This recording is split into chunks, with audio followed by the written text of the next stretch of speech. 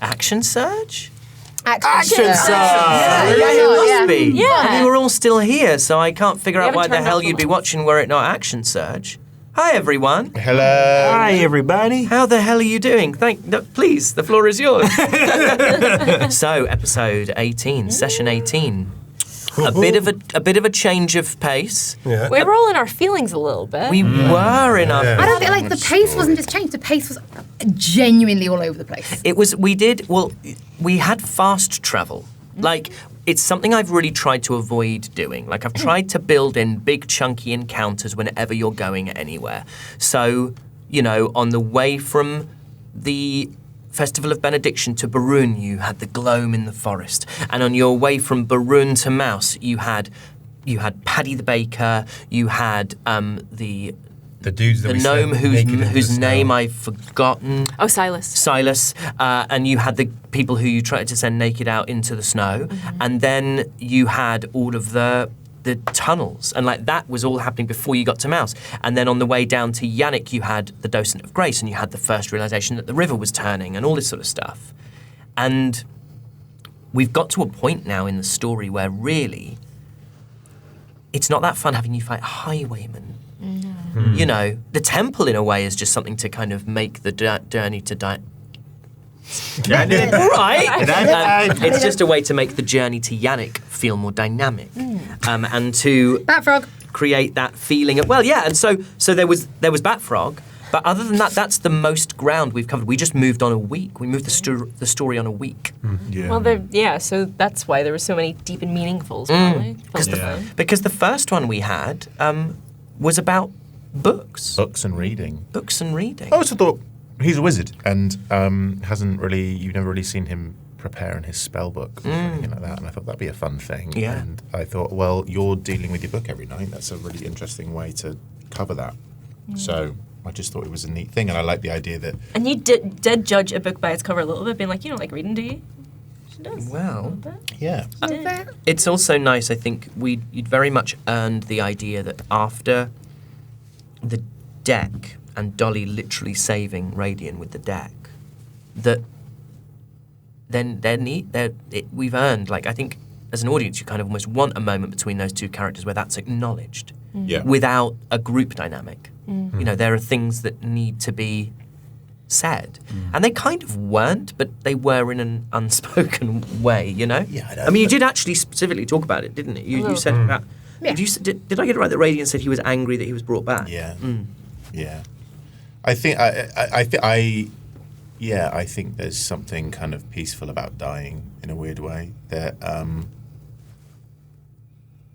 and in the real Ben contemplates death a lot. Not in the I wish that I were dead, but I think about death quite a lot.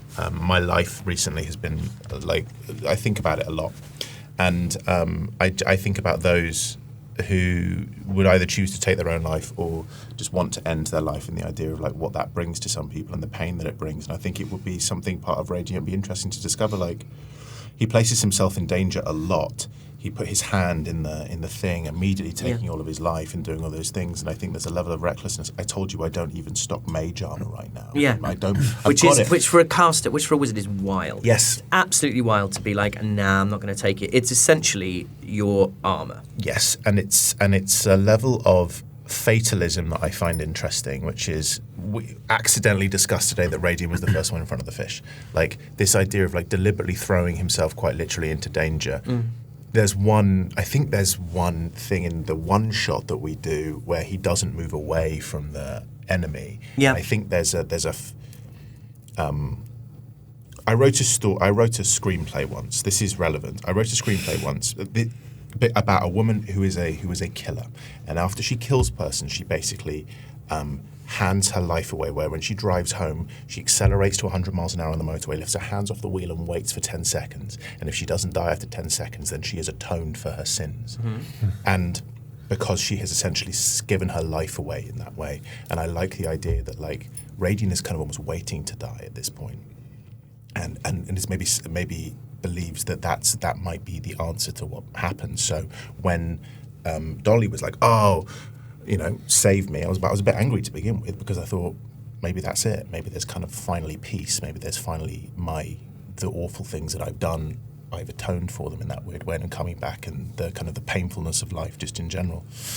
I feel like I've ranted a little bit, but it is. But I think there is something really painful about the way that Radian lives in his life, and it's only through with these people that he's learning to like living again. Yeah, no, absolutely. And as you said,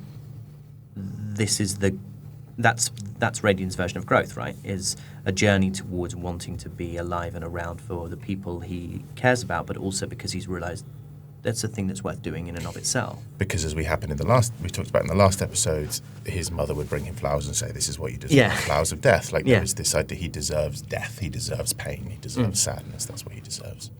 So how do you, through the power of friendship, learn to love being alive again?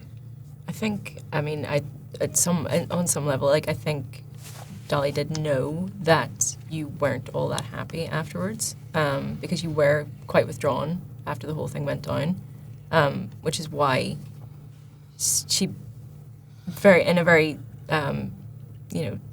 purposeful way, said she wasn't ready to lose you, because you might be okay with going, but it's what you do to the people that you leave behind that's the problem. And that is because she's always listening and always stockpiling information, because that's literally what she does. It's like, what's the thing I can say to make you do what I need you to do right now? And in a manipulative way, that's what she was doing.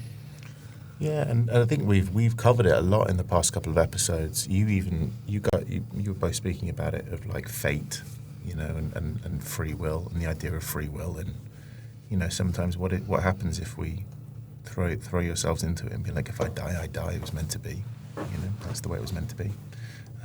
And actually, we are literally leaving it up to fate. We're leaving it to rolls of the dice. The agency that we have is only so far. We can choose to make the choices, but ultimately, when we play this game, we roll a d20, and fate will decide what it is. And I quite like the idea that that also plays out in the way that some of these characters are living their lives. Because we are throwing so much, quite literally. You don't live your life to the roll of a dice, but we are living these characters' lives to the roll of a dice, and I think that's really interesting to explore. Well, it's diametrically opposed, because Dolly clings to life, because that's all. It's why she runs away. The first sign that things are going to go south, when things are not going her way, it's like I need to keep myself safe so that I can keep going another day, and yeah, it's not really an option for her to. There she goes down all the fucking time. You say this a lot. You're like, you cling to life, but also a lot of the stuff that you say, and forgive me if I'm getting it wrong, but you say I've also got nothing to lose, which is really. I just think that's an interesting concept, to both be clinging to life in that same way, and then also not having anything to lose. And I think that's interesting. Where, it's a very. I'm not saying I'm saying it in a great way. It's such an interesting conflict of character. You don't agree? Did I get it wrong? I don't think it's that she has nothing to lose. It's actually, I think, in her, I don't want to say too much on that. I feel like it's going to be one of those episodes of Action Surge, I feel like it's a very sort of There's a lot very to much think- one of those. The whole episode was a lot to think about. Yeah. Also, whenever we get into these moments, you also get into subjects and topics whereby if you talk about it too much, you end up potentially revealing things that you and also aren't ready to. Do you know what I mean? Yeah, and also you can kind of break it for yourself. Yeah. This is a silly anecdote, but I remember the first time I was in a play. I was 18, and my ex-girlfriend came to see it, and I was so proud of being in a play that I started telling her all the things I was doing. I was there's this bit where I'm thinking about this and I'm thinking about that, because I was just so excited and I wanted someone to see how clever I was being. And then the next night when you then try to find those things, you've sort of broken it because you've taken your own subtext, where you've taken your own instincts and you've kind of gone, yeah, exactly. You've made the subtext text, and sometimes there's a feeling that we all have at the table when something really cool is happening. And it's a feeling that then when you watch it, you go, something really cool is happening. But if you try to break it down, you it's almost like how the sausage gets made, and it can kind of lose a little bit of that magic, you know. And it's often in action surges after episodes like this, there's a lot of kind of like, yeah, because I think that's what it leaves you with. It leaves you with this sense of, and hopefully in a really good way, I'm sure in a really good way, of ongoing questions and unanswered questions and threads that haven't yet found a neat place to tie themselves off. In the same way, there's something quite beautiful about, there's only so much you can push a card or whatever, because ultimately we are just, you know, depending on how well we roll is going to depend on whether characters are there, what we can do, what we can't do. And I think it's always interesting when we always say this, like the dice tell their story. Yeah. And they really have in the past couple of episodes where they've almost like given us the skeletal template to work from, and then we can reveal character or reveal actions or do things. Or sometimes we're just completely at the mercy of what they say. We want to do a cool thing. We want to do and we can't do it because we're not there. We can't see something. And I think there's a really lovely thing that you did today, which was your lack of perception, being able to see the people. You're like, I think we're very good at like seeing a negative dice roll in a positive way. Yeah. When it's like, she's too angry to go. I don't see anything. I would say you're particularly consistent with. You'll be like, I'm thinking about wine, or I'm doing that. Like you give narrative reasons why, and actually, it's one of the best things. All DMs out there. It's one of the. It's one of the most important things I think you can do as a DM for your players if they're not doing it for themselves, particularly in combat, but also generally speaking in high-pressured or very important role-play scenarios. If you don't have players who are confident enough to say, I'm just so angry, I'm not really thinking about where I'm going, or in combat saying, as I go to make that attack, my foot slips and I miss, you as a DM kind of need to step in if you can and go, this is why you miss. This is why it doesn't work. Because otherwise, there's nothing worse than, particularly in combat, there's nothing worse than missing. Missing sucks. And missing 2-3 times in a row makes you feel awful. So if you can then start to build Makes into you the feel narrative. like a failure on your part rather than the story that's being told. But then if you can build into it that the character is failing, it somehow takes it away from the idea that the player is failing. You've just seen someone get cut down and you want to make an attack, and it feels narratively right that you make the attack, and it feels right that you're now going to hit this person who's just dropped your friend to 0 HP, and you miss. And as a DM, it's the simplest thing in the world to be like, as you see that they've fallen, you feel tears come to your eyes. And as you go to turn your head and look at your phone, you swing your sword, those tears obscure your vision. Like, that's a beautiful moment about character and about growth and about group and about identity. And also, it doesn't matter that you missed because we've got that instead. Yeah.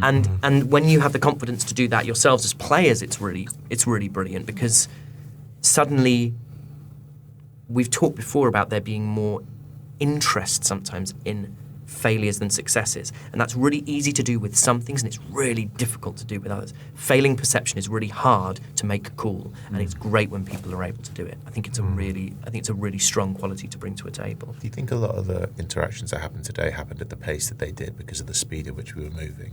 It's almost like we were moving so quickly that almost it was like when we took a moment, it was like, let's just exist in this space for an extended period of time because we're going to. Because I like it, in my mind, some of these interactions could have been snapshots of other. Obviously, we're talking on the way. It's just like these are the these are the meaningful places. They're like, almost not literal. Yeah. That they in the same way that if you guys don't really have this play style, and I don't really have this DM style, I like to see long form conversations, and I think we embrace a kind of long form conversation. But I'm always up for a player being like, and I talked to them about this, and I talked about this, and I think I talked about my family, and I'd like to maybe reveal for the first time that blah, blah, blah. Totally fine. We, like you said, we're jump cutting and jump cutting and jump cutting. It's almost like that, what's that really good song that's in both Matilda and Shrek? I'm on my way. Rusted Root. Rusted Root, right? Where you see them like making camp in different places, and you see these tiny little vignettes of what their attitude was to each other that day. And I think it's something I'm very grateful for that you're all doing really wonderfully, is that it's much, much rarer that I have to go, and what would you like to do? You know, like I say, and you set up camp to rest for the night, and someone goes, hey, and I'm like, oh, great, okay. Like, because that's so much smoother than me being like, would I like to talk about anything? You know, and so actually it feels like it gets into this very comfortable cadence of fast travel and then these sort of more slow tracking shots of two people around a campfire just as we move the camera closer and closer in, and then when it all gets a bit too real, we cut away. Yeah. You know, I had an interesting little thing happen today, and I'm sure we've all done it. And it was the moment when Kelnis's tail slapped the side of the building or whatever it was, and the Fortis Legion folks clocked him. And there was a moment there where I almost turned around and almost just acted drunken. Yeah. Well, I was still at that point, so it wouldn't have been. And he wasn't acting. He was. He was. But I felt like I had this binary decision. You know, run or stay and front it out. Deal with this. Fight somehow. and flight, right? Yeah. And I'm really glad I didn't, because I think it would have been a whole different ball game. It would have been really, really, really interesting. Yeah. Because I think then you really get into, do the other four of you want to have a fight in the middle of a city, you know, or is it about, I mean, I guess there's a version where if it goes really wrong, and it was going wrong for Kelnis, like Kelnis was drunk, man. Kelnis was revealing your real names and was like, he was as unreliable. Yeah. And Kelnis is many things, but he's not unreliable. Like that drink really fucked him up. Thank God you didn't have a second. And, you know, maybe Kelnis is arrested. You know, maybe Kelnis is captured. Maybe Because prison breaks go well. yeah, for us. maybe there's the next thing becomes having to kind of try and get Kelnis back. Yeah. You know, I had this whole thing. I don't know if this is sharing too much or not, but I think that as soon as Kelnis clocked that the Fortis Legion was here in this city, I think it made him feel very nervous. Yeah. And so that's probably why he had the super strong drink. What was it called again, the super strong drink? Infernal. Ask who came up with the name. I did. Yeah, Infernal great name. Radical. The Infernal Radical. Absolutely brilliant name. Radical Infernal or Infernal Radical? Infernal I think Radical. Yeah. Yeah.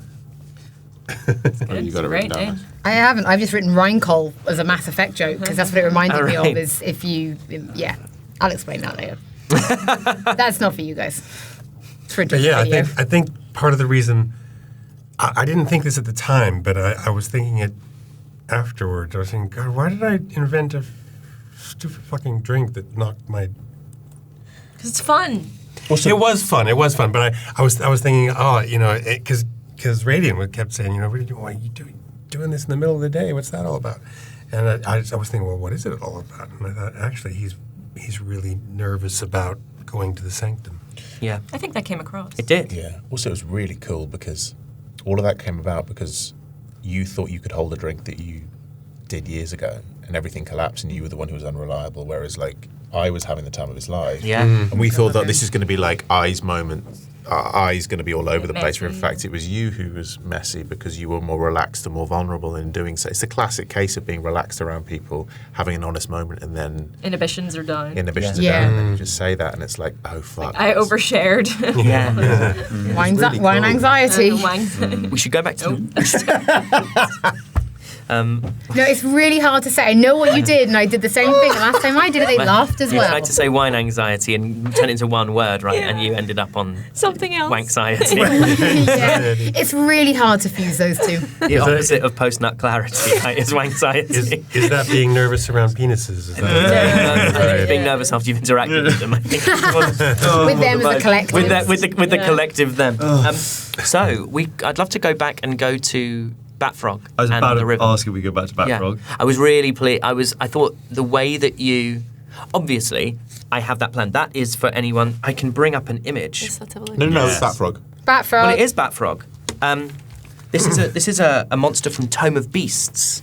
That's not how I pictured it. Yeah. Okay. Sorry. Oh, yeah. No, in my That's how I pictured it. It had more Yeah. big. It had more like a blue bottle tummy for me. Yeah, a big fat fly tummy. It's but what And I, big- I obviously yeah. had it planned, but it was absolutely one of those things where I think I've dropped an important die. I've dropped two. Oh. It's one of those things where Please continue. Sorry, back. you could absolutely have not interacted with it, and it could have just passed by, and it just could have been an opportunity. Like there's stuff that didn't happen in Vale as a result of that failed luck check. I know that really annoyed me. I have not passed a single luck check since we. I really never roll well on Really? luck. Yeah, even with a D10. Luck checks are a really useful thing. I'll come back to the water leaper, but luck checks are a really useful thing, I think, because there is a certain suspension of disbelief that happens, which is that all of the important things are happening as you approach them.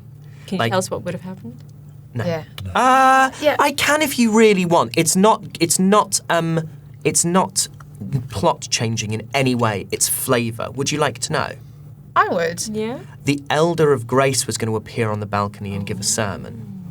Okay. Wow. I was worried it was going to be a mirror, and I was really annoyed Okay. that like there was an opportunity to have someone who knew us that we could have asked questions to about what was going on, and that frustrated. I was like, Well, Amira did say if you're ever in Vale, tell them that you knew Amira, and you didn't.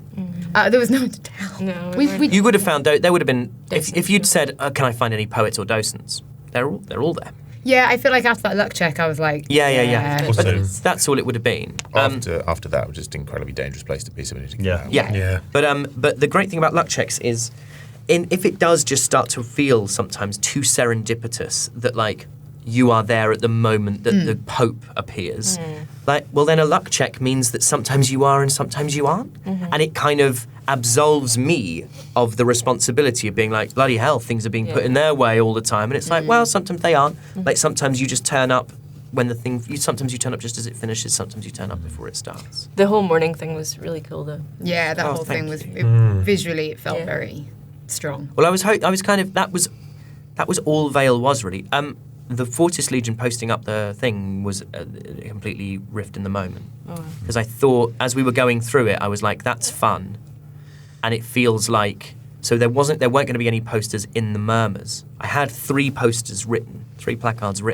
I was like, I'll just put them where it feels good for them to be, and then you saw the one in the kind of densely populated area, and I was like, that makes sense.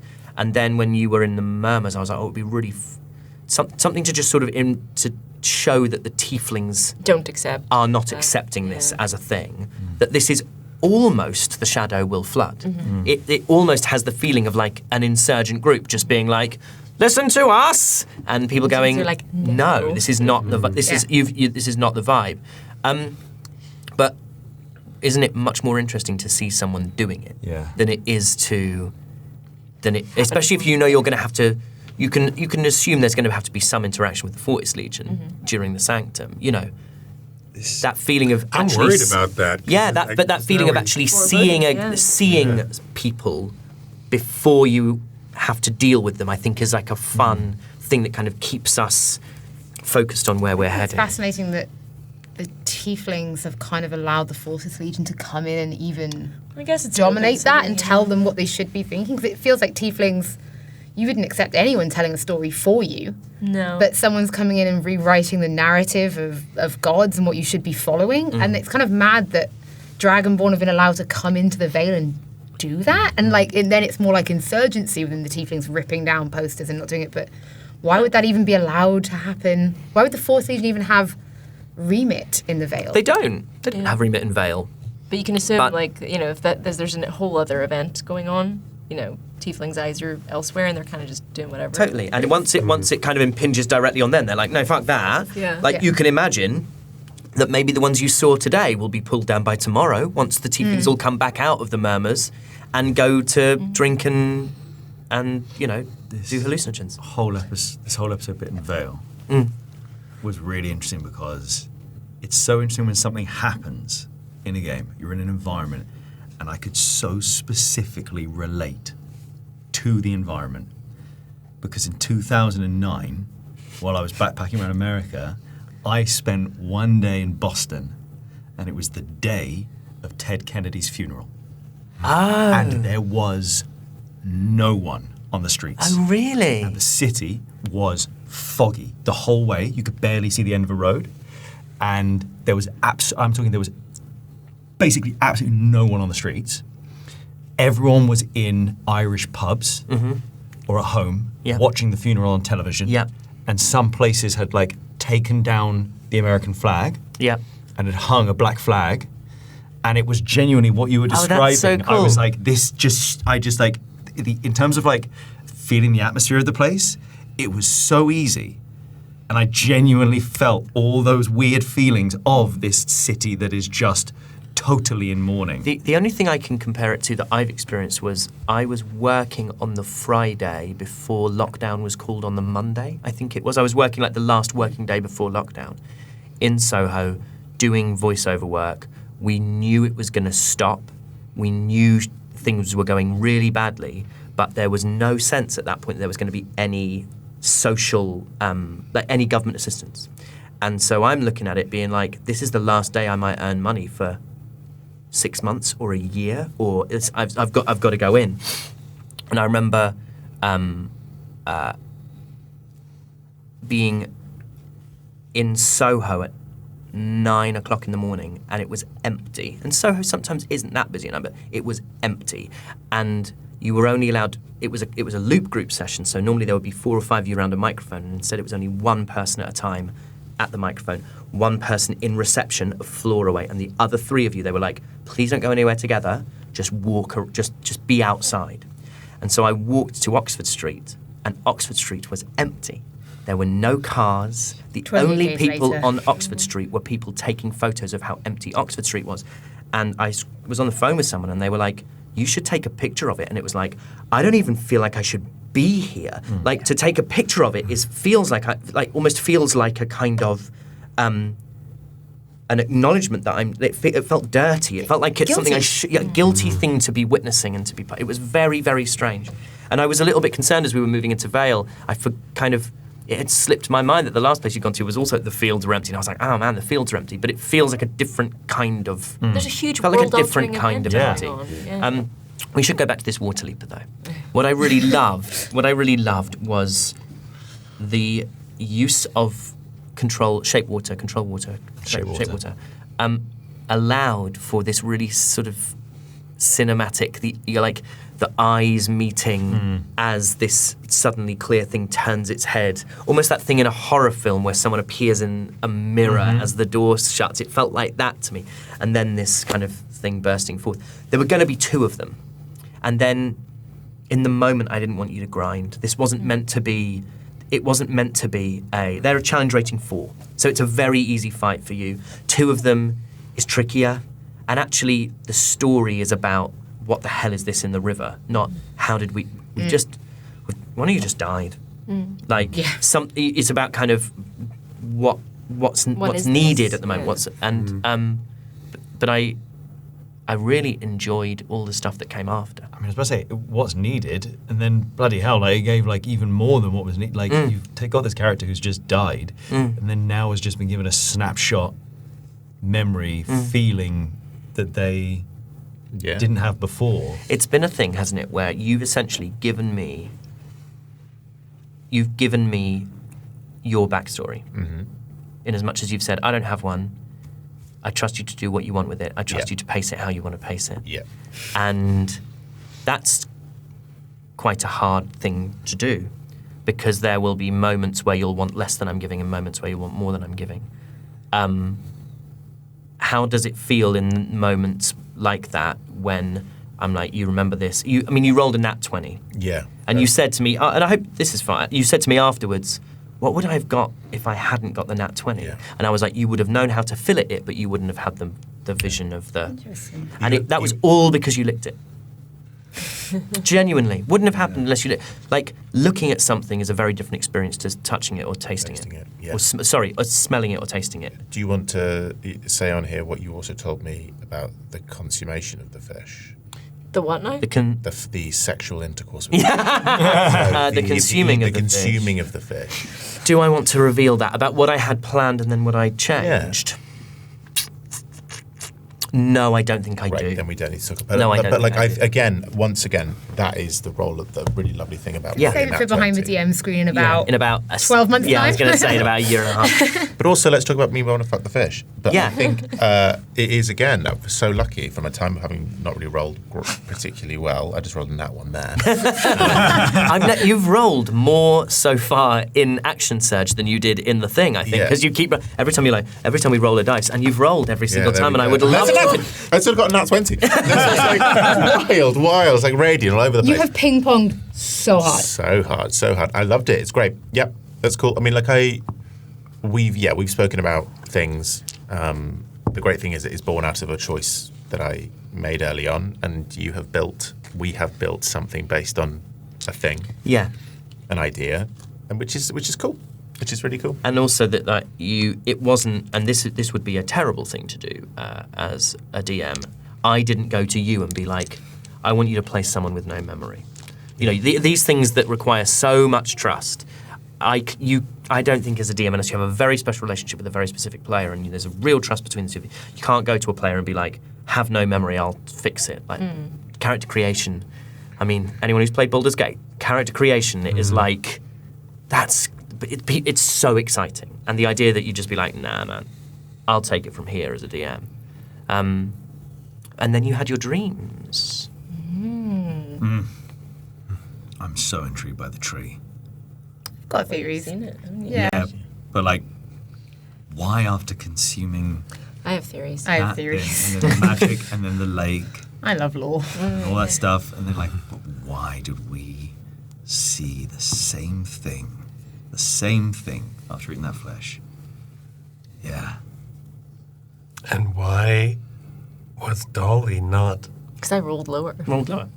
You rolled, I think it was something like 17s and a 15, or It was a small margin. it wasn't by it To wasn't by my much. mind, the way that kind of plays out really then is it's more that we did all have the same dream, but it's how much you remember. remembered Yeah. as you woke up, rather than like, and someone didn't have that in their dream. Do you know what I mean? It's like as you say. I think that's like, a fair way of. I think it's a yeah, fair way. because then you're saying it's waking up, and it's like, and as you start to describe it, it disappears, yeah, and you know, it's like trying to hold bubbles in your hand. exactly. Yeah, I think that's probably the best way. To my mind, it would probably would have played out. Yeah. Fun fish. A little bit of Yeah, fun your fish. lore as well today, which was nice. A little bit more. Which it was bit? the most point blank I think you've been about Oh yeah. stuff. Well, because About- it was in my own head. I wasn't Oh saying yeah. anybody So I else. don't think I've done that before. No. First But time I- you've ever said anything out loud. And no, like I said, it was your head. It wasn't the table, but it is the most black and white you've been about anything for Dolly. But I really like the and I was, as I was prepping for the session, I was like, I haven't done that. I haven't done the thing where it's like, what do you see? So I was going to have it. Weirdly, if everything had gone how I was expecting it to go, you would have had to do two versions of it potentially in 2 episodes, because the fear spell that Iago Oh, that's had, right, you did it's say a that. phantasmal manifestation of your deepest fear, and I was going to be like, tell me what you see, which is not normally.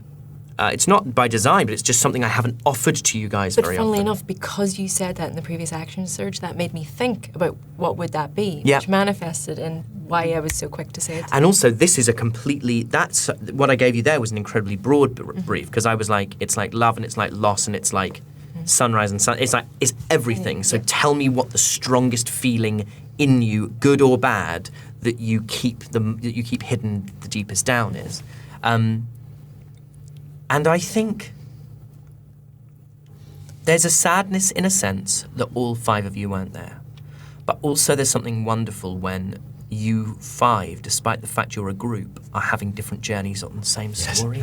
Like, it's kind of great that Kel and Radian have that moment, which we can go into now, talking about, that's the most explicit people you've been, Kel, about why you're in the web, right? You really kind of dug down on it. I think, Radian, you've told versions of that story before, but that was the most detail you've offered. Yeah. Also the detail that he's moved around. Yeah. Like moved between chapters a lot. And that you couldn't have had your cake and eaten it, really. You know, that's one. and then there's another thing happening with the two of you by the murmurs, and then Eyes just. He was lolling around on the table. I feel like it's the thing when you go to a festival and you go as a group and you have shared experiences and you go to watch some of the same artists and you love it and you get to share that and you get to recall that. But then there's moments where you go, we two actually really want to go and see so-and-so, and then another group go, well, we actually really want to go and see them.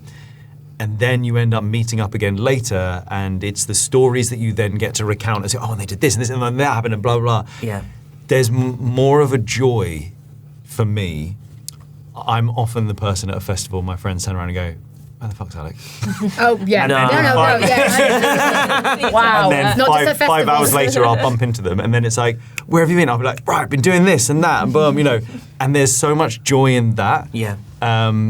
It's like a mini moment of like personal growth. Yeah. And then you get to come back and share that growth with other people. Yeah, totally. And then after, I mean, unless anyone's got anything else they want to talk about in Vale, after Vale you head to the bridge and you find Petra. I'm also glad we didn't kill the bartender. Oh, yeah. I feel like I'm pretty quick with a sword, but even I didn't want to kill the bartender. Even I was like, guy, just fucking book it. Like, just run. Well, you've said a few times, Ben, that like we're murderers, right? So I think that the difference between, I think, empathy and empathy from the person who's experiencing the story is entirely subjective. So like, when it comes to Petra, we would have happily slaughtered Petra and not given a care about it if you'd not charmed her. Mm-hmm. So Petra would be dead. I felt a weird responsibility because of that, I think. Because you'd done it, and it's almost like you want to keep like this person shooting alive. fish But in a we barrel. in cold blood killed other You said that at the time. Yeah. But we killed other people accidentally, but we killed them anyway, and because we don't get to experience their story and we don't empathize with We them. murder people, we're not murderers. We are murderers. Murdering implies a level of. I think We're killers. You're killers. Yeah. You're killers. Yeah. I think most of the scenarios, And it's a semantic thing, but like you rarely kill when you could get away with not killing, and your attitude to it has also changed since you left the web, because back in here's a good question. What a strange intro. Here's a question. Had the jailbreak of Medea gone south, would you have killed Barun guards? Yes. Yes. Right. Because I would have done it to keep them safe. Yes, and you're in the web.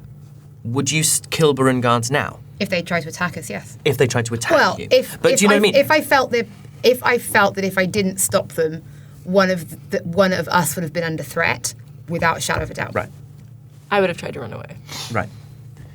Out of interest, in that moment with the bartender, I just being drunk, I just went, well, this has worked in the past, and just pulled that out. Yeah. And immediately, I'm so interested to know. Yeah. The two of you both went, no. Yeah. So for those, And I'm so for those who are, He's so an for those who are innocent listening, bartender. I pulled the scroll of Barabask, and immediately Elwyn and Dolly silently were like, no. Yeah. Yeah. I'm Talk so through intrigued that. to know, like, what was the overriding feeling of going, like, no.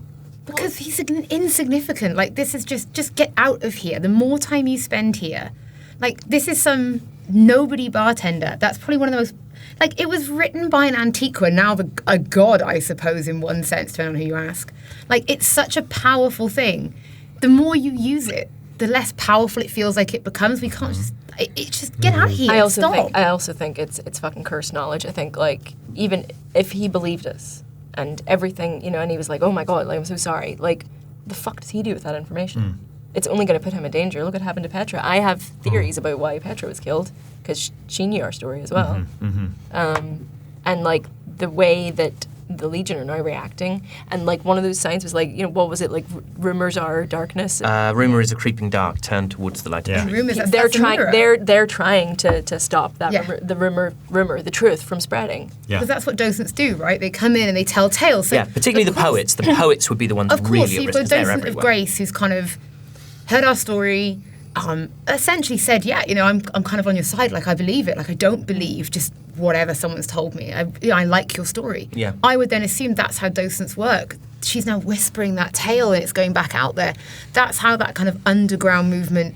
Well, there's other people that know our truth Yeah. as well. We have allies in other places, so that Reasonably is, powerful ones as well. Yeah. I mean, something that you've never called on is Trusk knows. I was going to use that today, which was to try and find whatever Iago to go into his room. I was going to walk into the pub and say, which one's Iago's room? We need to go and search it. And I was going to show him the ring and say, we are entrusted by Trusk. Yeah, which you've never used. Would that have worked outside of Burren? Doesn't matter. It's at the confidence of being like we've been sent on a secret mission to go and do this thing by Trusk, by the Council of Equals, in order to bring this man to heal. Which room is he in? It's almost, I guess it would be like in a very sort of, would it work? I don't know. It would be on a case-by-case basis. It would be on a roll of dice. Barun is but the DC would be set by my expectation of how difficult or easy I think it is. It could be a 5 or a 15 or a 12. Like a random barman in a dive pub in the middle of Yannick. It's like how much is it impressive to be to have like a signed copy of the Prime Minister when you're in the Outer Hebrides, Right. like signed. You're like, sure, fine. It doesn't really make a lot of be someone difference. of standing to know what that ring means. Yes, Because you've never seen it Yes, before. Or and do you care, because what's it to him? Like, he's And also, it's such a that's a good point that you would have to. It would have to be someone familiar enough with the way they make rings in Barun to go. Oh yeah. That's. I mean, Eris would know what that was. Exactly, but then because that was Eris, I didn't. You don't need I it. didn't have to. You don't need it. Didn't have to play the whole. Eris would know what it was. Barabast would know what that ring meant. The Dakar family would know what that ring meant. They're on the council. Yeah. But so the aristocracy and the landed gentry and those kind of people. But Reliquia is a bit of a funny fish because it's not really centralised, but there is a capital. And Barun calls in people for the Council of Equals. And the Council of Equals would technically be the sort of legislative body overseeing the whole world, but it's very localised. It's very much like America, I suppose. You've got Yes, that kind of it is. presidency, It's but you almost say like doing it's almost some like a state damn thing. system. It's almost like a state I mean, system. it was never intended that my intention was never to actually convince them. It's you walking with a badge and go, "Hi FBI," and it's like, Like catch me if you can. yeah, it's Yeah. like, this person yeah. would never know that. Confidence. Never, it's the walking with the confidence of being like, "I work for these people. You don't need to know any of this." But we were looking after this man. We've killed him. We now need to come for his belongings. You're going like everyone's leaving. It doesn't really matter which room is he in. As opposed to us sneaking around, it was going, "Tell us what room he's in. We knew he'd stay here. We killed him on behalf of these people. Yeah. We're going to take this off your hands. We want to know what room he's in." Yeah. And like that was going to be, if you weren't successful with the stuff, I was just going to storm in and be like, "It's just taking too much. Which room is he in? Yeah. Here's my ring. You don't need to know what it means, but it's very important." Also, that's Yeah. the same bartender that will do anything for a piece of gold. Like, you know what I mean? quite frankly, Yeah. I mean, if you'd said to him 10% of whatever we find, yeah, it'd Go be- for your life. yeah. Yeah. He would have opened the door for you, and he would have cracked open the trunk. Like you would have had to drop it out a window. Also, I love that first try. Was it definitely his room? I did get it right on the first try. yeah, it was. I mean, Yeah. it's the largest. You know what? I was looking at my little thing. I was like, when you're right. it's the largest room, man. It just by chance, it's the largest room, and so I was like, well, kind of makes sense, like kind To of. my makes mind, sense. it was a man who never wants to step out of a door and be caught with someone behind him. Yeah. It's someone who goes, if I step out of my door, I'm the furthest one from there. Yeah. I can see everything that's in front of me out this out this door. Yeah. Yeah. No, it was nice. It was nice. One last thing I want to ask about, and you don't have to reveal this. Was that Kel forgetting the names? Or was that Doug forgetting the names? That was actually Doug, I think. But it works, and there are moments when, in early play, I'd be like, "Oh, did you mean to say?" Or if it's not important, like, "Do you mean Reliquia rather than Antiqua in the previous set?" But I was like, I caught your eyesight, and I was like, But I was like, "Oh, you know what? That's too good a plot opportunity. Like that's too fun a chance for me not to take." And it makes sense because he's drunk. Yeah. He's Yeah. real drunk. And it was like the dice wanted you to fail today. Yeah. You rolled a constitution saving throw with advantage. and you got a 6. You rolled a Constitution saving throw flat, and you got a 6. So it's like they're both fucked. And then you have that moment, and then you roll 1 on your stealth check, and it just But it also kind of, it does make sense when you think about when you're role playing and you're role playing the drunkenness, and even if you're not role playing that Kel forgot the name, the act of role playing the drunkenness and being invested is the same thing as Kel in the moment being totally distracted by what's going on. So it still lines up perfectly to make it happen Amazing. naturally As soon as satisfying. he said Yeah. it, I just went, and then I What looked at did I Harry, and say? Harry, I didn't even clock it. Eloin, you said all their names. Meridian, yeah. Well, because you looked at one point, you were like, what? Oh, Kel was like, what? And I was like, is that? I think I even said no out loud. I was like, no, Harry, no, you didn't say that. But yeah, you went through and said, Dolly. I can't remember why. I was sort of The listening. spoons we were trying to sell them. Oh yeah, you were saying which packs there, and you were like, Yeah, I've that's got right. some. Some Radiant. Radiant has some, and Dolly has some, and I think I has some. You couldn't have. I think that's why Ellen was just so angry. Yeah. Because actually, the You haven't whole had a chance to have. You also haven't had a chance to kind of have that conversation in a genuine sense yet. I think Kel's got the fucking message, or should I say, Steve Chase? Well, Robbie was back at one point. Yeah, Ray. Robbie Damon. We're listing all of the old Chocker Bros. Yeah, I love that game though. So yeah, that was fun. That was fun, and we covered a lot of ground. Like it's quite nice to feel like you can go to a city, look at it, and not get stuck there for Days, 6 yeah. episodes. So we are on the move across the river. We are heading towards the Sanctum, and there's probably some thinking that needs to be done before you get there. 'Cause Yeah. It's been a lot. I think people forget again. We film in weekend batches, so if you think how intense 17 was, and then we've come straight into back 18 the next on day, back to back. And it's going to be such a weird one for us now because Gotta wait. right now we're about to go on Next Friday weekend, and play on Friday the we're doing MCM. yeah. And that's going to be show. such a weird one because it's a one shot and we're kind of doing it as its own standalone thing.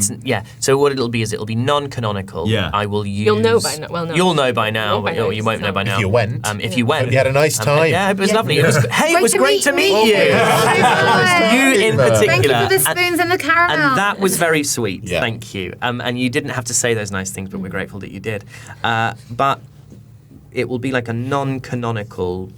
You're still in the web, but you're level that you are now. Just because I feel like then that gives people, if they want to come to it from the very beginning, if I'm like, having freed yourself from the web, and then it's like episode 0, they're like, you're members of the web. You're like, oh. I hope some people will be coming to it. just Like to maybe there'll really be people in the it's gonna audience be who deadly. haven't watched it yet. You know, Yeah. it's really exciting. And also that however many months later or weeks later, there'll be people who find us this coming Friday and then listen all the way through this and are like, oh, cool. So that's where we were when we're up to the Holly's made a great point as well. The mind. Just to really fuck with you all, Yeah. I will be in Delian again. Oh Because if yeah. it's meant to be spoiler free, Yeah, as soon as you watch episode 1, you'll be like, well, Indelian. That's not right. That's not That's not right. That's not her name. so yeah, we'll be reverting back Yeah. for that. I'm so excited for that. But then we don't film together.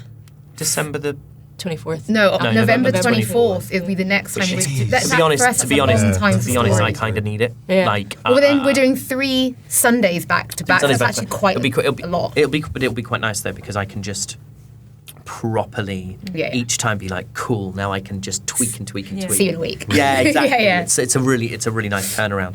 Right. Do you want us to roll you some polies? Yeah. Yeah. I really want to get it right. I will talk about I my want to break. favourite bit of this episode.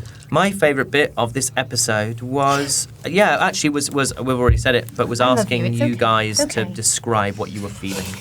I liked doing that, and I feel like it's just a really rewarding thing. Which bits? When I I said, try to listen tell to you. me, I like these bits. when I said, tell me what the feeling is. You know, I like that. I also just love. I got really emotional about that. I saw you did. But I also just loved you guys so confidently and easily. I spent half the episode, I think, just like leaning on my hand across the DM screen watching someone do stuff. And watching when you start off as a DM, with new players or players with new characters, especially when you build character in the way that we have, which is very much like a process between player and DM, and you build out the geography and the culture of the world based on that process. I will always be the expert on the world, but at the beginning you also, with new players and mechanics and stuff, you're kind of the expert on each character. And then gradually or quickly, once players kind of understand D&D, understand the setting, understand how to play, you can like let them go. And it's lovely to feel like I'm only the expert on the world at this point, that everyone else, well actually maybe weirdly with the exception of Radius, because I'm building his character for him. But like, you guys are the experts on your characters. And there are moments when I just get to sit and watch 2, 3, 4, 5 people who I've come to really care about exist. And by people, I mean your characters as actually as well. Yeah, as well you as, five, I really could take over. Your characters are Very great. much a business relationship. but yeah, it's really rewarding. It's really rewarding to learn from you guys about your characters. Right, enough of that old schmaltz. Did you do it? Doug Cockle? Nope. Aww. I got 77. I had 71 yesterday. I had 77 today. I'm heading in the right direction. In darts, they Right. call that great grouping, right? You Yeah. that Yeah. first dart, and then you're like, almost Robin Hooding. Go on, Holly Bennett. I've only got one less than last time, so I'm 103. Unbelievable. Just the group. consistency is crap. Wow. Yeah, if you look at the graph they've made on the six-packpedia, Yeah. I am I've never win, I never lose. I'm always just quite consistent. Right in the Premier League. Yeah. Never going to win Oscar the... Piastri. I was about to say. I I like Piastri, that's fine for me. Oh, not this week. Cota's not been great. Alex Jordan. Quite possibly the most satisfying number that is attainable with these. 1, 2, 3. 123. That's nice. That's nice. 1, 2, 3, which together makes 6. I'm actually going to say that it isn't, and that the number 69 is Oh, that is a good point. because that's a sex number. Did you get a sex number? No, I didn't. What'd you get, So baby? just saying it then. Just saying it's more satisfying than 1, 2, 3 because it's a sex position. Guys, So's 11, guys. So's 11. I got 61 though. Oh. Also a sex position, but kind of like a weird one. Like, Yeah. A plank. Person's face down. One of you is planking. Jolly or joy. And the other one has a really big bum. Yeah. Aoife Wilson. 112. Oh, Good. 112. Three above 100 is quite significant. Could someone on the six pack? I'm sure they have. have. What's the highest one we've ever Cumulative. No, it is. It's on the. Mine. rolled? No, but like as a cumulative, as a group. group. Yeah, when did we ever roll high? That could be it. Oh, we'll go check the six-pack PDF. Yeah. No, there was no crazy low. There was obviously like Yeah, we didn't have like a 30 or a 40. No, that actually could well be the highest we've So it was something in the 60s, something in the 70s, and then 3 over 100. ton That pluses. could well be the highest we've a ever. couple of tons. Couple of absolute tonners. Right, well, thank you very much for being here, everybody. Thank you for listening, for watching, for doing all of that through our Patreon. If you're listening to this late, if you're behind the time, if you're not down with spoiler chat on the old Discord, then do feel free to check out our Patreon, patreon.com/natural6. There's lemons. There's lemons, yeah. lemons. Guys, lemons are coming. And we will see you very soon. Do I always say the same thing? I always worry about these This one kind is of usually sign-offs. D&D, baby. Should we do a D&D, baby? I'll tell you what. Everyone roll me a D20. Oh, God. Jeez. I'm going for the big chunky boy. What do we get, Aoife? 10. 10. Alex? 12. 12. Doug? 14. 14. 16. 16. 50. Oh my god, if you were 18 and we'd just gone up perfectly in like twos. Holly, can you lead us in a D&D, baby? You ready? Yeah. 3, 2, 1. D&D!